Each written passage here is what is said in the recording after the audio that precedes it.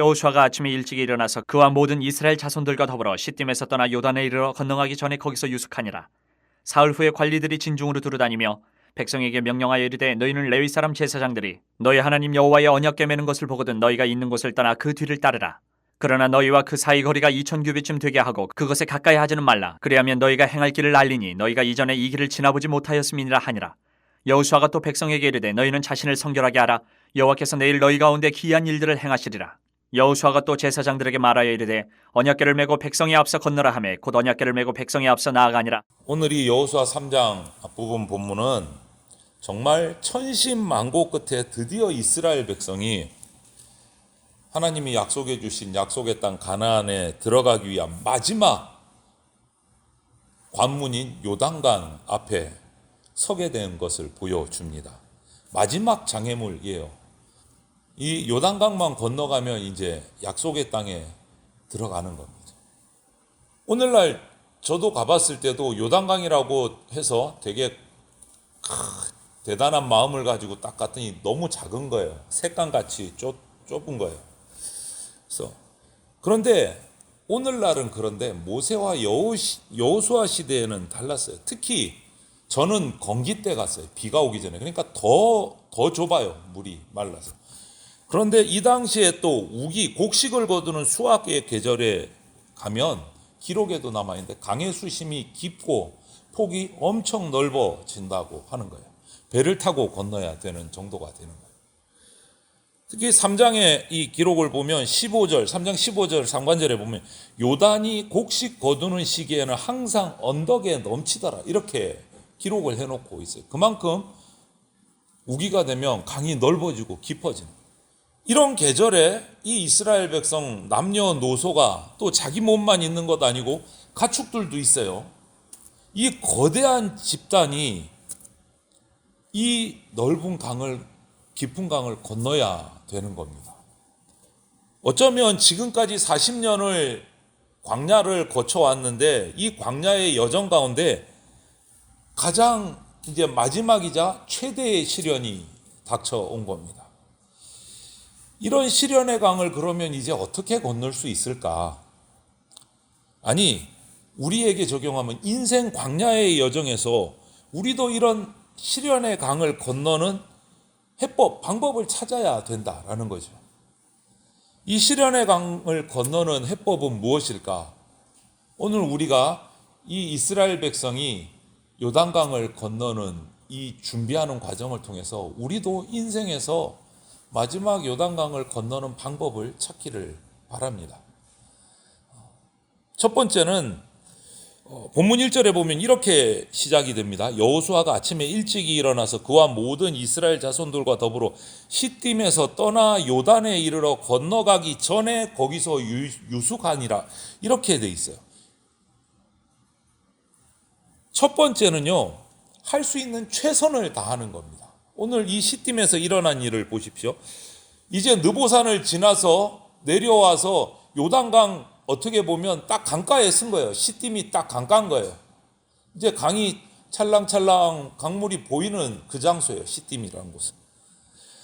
시딤은 느보산에서 내려와서 요단 동편 마을로 쭉 직진해서 내려가다 보면 요단강만 건너면 바로 여리고가 있는 지역이에요. 여리고성이 있는 지역.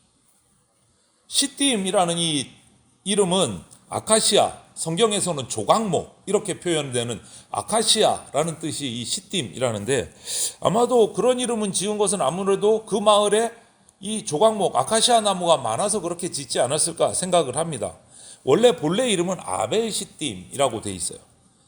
그런데 이 시딤에 도착을 했어요. 요단 강가에 도착을 했습니다. 요단을 건너기 위해서 여호수아 백성들이 아침 일찍 일어났다 이렇게 돼 있어요. 아침 일찍. 이제 더 이상 이스라엘 백성의 지도자는 모세가 아니에요. 모세는 느보산에서 하나님의 부르심을 받았어요. 이제는 그 후임으로 여호수아가 지도자가 된 상황이에요. 모세가 아닌 여호수아. 어떻게 보면 당장은 여호수아라는 지도자는 모세에 비해서 탁월한 지도자가 아니었을지도 모릅니다.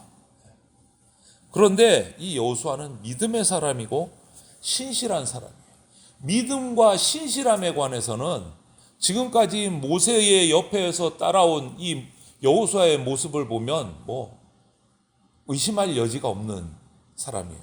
신실함, 그의 믿음에 관해서는 확실한 사람이에요. 그런 그가 지도자가 돼서 요단강가 시딤에 도착해서 모든 백성을 일찍 기상시켰어요. 일찍. 그리고 요단을 건널 준비를 시키는 겁니다. 여기서 최선을 다하려는 모습, 역시 신실한 모습이 보이는 거예요. 늑장 피우지 않고 준비하는 모습이 보이는 거예요. 여러분, 오늘날 우리가 믿음 좋아야 된다, 믿음이 커야 된다, 저 사람 믿음 좋은 사람이야, 이런 믿음에 관한 이야기를 많이 하는데, 믿음에 대해서 우리가 갖기 쉬운 오해가 있어요. 그거는 뭐냐면, 믿음 그러면 아무것도 안 하고 하늘만 쳐다보고 있는 게 믿음이라고 생각하는 경우가 있어요. 하늘만 쳐다보고 자기는 아무것도 안 해. 하나님이 주시리라. 그것만 믿고 있는, 그게 믿음. 근데 이런 건 오해예요. 오해. 그건 잘못된 믿음에 대한 개념을 가지고 있는 거예요. 우리가.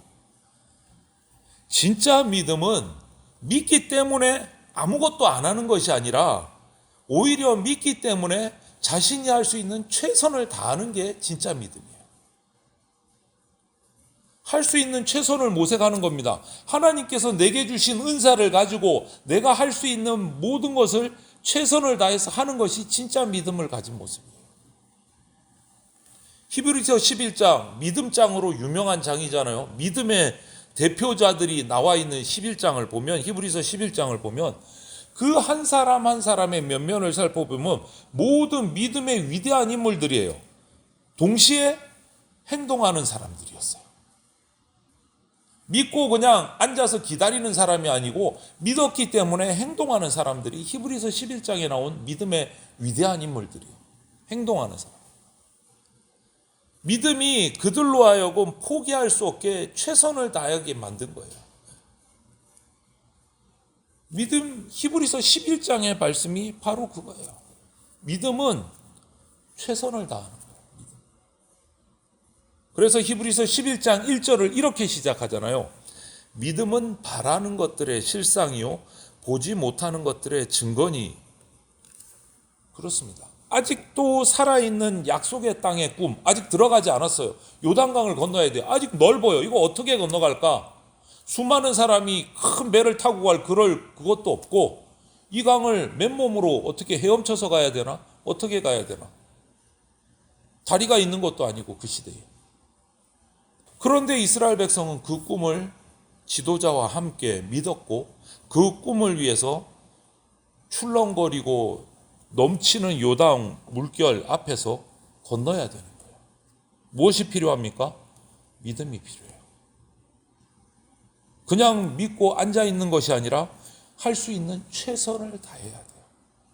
이것이 인생의 요단강을 건너는 첫 번째 방법입니다. 믿음으로 최선을 다하는 것. 두 번째는 오늘 본문을 보면 요단을 건너는 준비 과정에서 여호수아는 아주 특별한 요구를 백성들에게, 아침 일찍 기상시켜서 백성들에게 아주 특별한 요구를 해요. 이것은 요단을 건너기 위해서 어떤 기술적인 헤엄 잘 치는 사람 나와라, 배 잘 마는 사람 나와라, 이게 아니에요. 오늘 5절을 보면 여호수아가 또 백성에게 이르되 너희는 자신을 성결하게 하라. 여호와께서 내일 너희 가운데 기이한 일들을 행하시리라. 이렇게 얘기를 해요. 두 번째 요단을 건너는 준비. 첫 번째는 최선을 다하는 거, 믿음으로. 두 번째는요, 각자 자신이 성결함을 준비하는 거예요. 성결함을 준비하는 게 요단을 건너는 또 한 가지의 준비예요. 여러분, 여호수아는요, 이스라엘 백성이 요단을 건너는 일에 결국은 무엇가 필요하다가 생각했어요? 기적이 필요하다고 생각했어요. 배도 없어요. 다리도 없습니다. 우기가 돼서 강은 흘러 넘칩니다. 깊습니다. 넓습니다. 도무지 방법이 없어요. 인간적인 기술로는. 여호수아는 무엇을 판단합니까? 하나님의 기적이 필요하다. 그러려면 우리는 하나님 앞에 거룩하게 성결되어야 된다. 그 준비를 시킨 거예요. 그래서 믿음으로 하잖아요. 금방 읽은 3장 5절 마지막이 뭐입니까? 여호와께서 내일 너희 가운데 기이한 일들을 행하시리라. 벌써 믿음으로 받아들인 거예요. 하나님이 열어주지 않으면 못 건너간다. 그러니까 우리는 성결해야 된다. 여러분, 우리 자신이 하나님 앞에서 성결해야 돼요. 그래야 하나님이 일하심을 우리가 경험하고 그 가운데 체험할 수 있습니다. 여기서 왜 성결이 요단강을 건너는 조건이 돼야 될까? 백성이 성결하지 않으면 성결하신 하나님이 이 백성들 가운데 임하실 수가 없는 거예요. 임하실 수가 없는 거예요. 신약의 표현을 빌자면 이런 겁니다. 하나님께 쓰임받는 그릇이 되려면 그릇이 깨끗해야 돼요. 기억나시죠? 그런 말씀 자주 들으셨죠? 하나님이 모든 그릇을 다 쓰실 수 있습니다. 질그릇, 금그릇, 은그릇, 작은 그릇, 큰 그릇 다 쓰실 수 있어요. 그런데 더럽혀진 그릇은 쓰시지 않습니다. 깨끗하게 준비된 그릇을 하나님이 쓰신다. 성결해야 돼요. 사도 바울은 디모데후서 2장에서 인정받는 일꾼의 준비에 관해서 이런 말을 했어요. 2장 16절을 먼저 보면 망령되고 헛된 말을 버리라. 그들은 경건하지 아니함에 점점 나아가나니. 그리고 이 문맥이 이어지는 21절 끝을 보면 이런 말씀이 있어요. 그러므로 누구든지 이런 것에서 자기를 깨끗하게 하면 귀히 쓰는 그릇이 되어 거룩하고 주인의 쓰심에 합당하며 모든 선한 일에 준비함이 되리라. 뭡니까? 깨끗한 그릇이 주인께 쓰임 받는다. 성결한 백성이 되어야 거룩한 하나님이 그 백성을 통해서 일하신다. 기적을 베푸신다라는. 그래서 여호수아는 그것을 알았기 때문에 아침 일찍 깨워서 성결함을 준비시켰어요. 성결함. 최선을 다해서 성결을 준비하는 거예요. 하나님의 기적을 입고 요단강을 건너야 되기 때문에. 여러분, 성결 이것은요, 요단강을 건너는 사람, 이 이스라엘 백성에게 있어서 선택 과목이 아니고 필수 과목이에요. 반드시 해야 되는 거예요. 반드시. 우리도 인생의 요단강을 건너가려면 반드시 성결해야 됩니다. 반드시. 그래서 예전 청교도들이 자주 했던 고백의 말이 책에, 이 청교도 관련된 책에 한 번씩 기록되어 있는데요. 이 청교도들이 한 말 중에 이런 말이 있어요. 성결은 행복보다 더 좋은 것입니다. 이런 말들을 했어요. 청교도들. 성결은 행복보다 좋은 것이래요.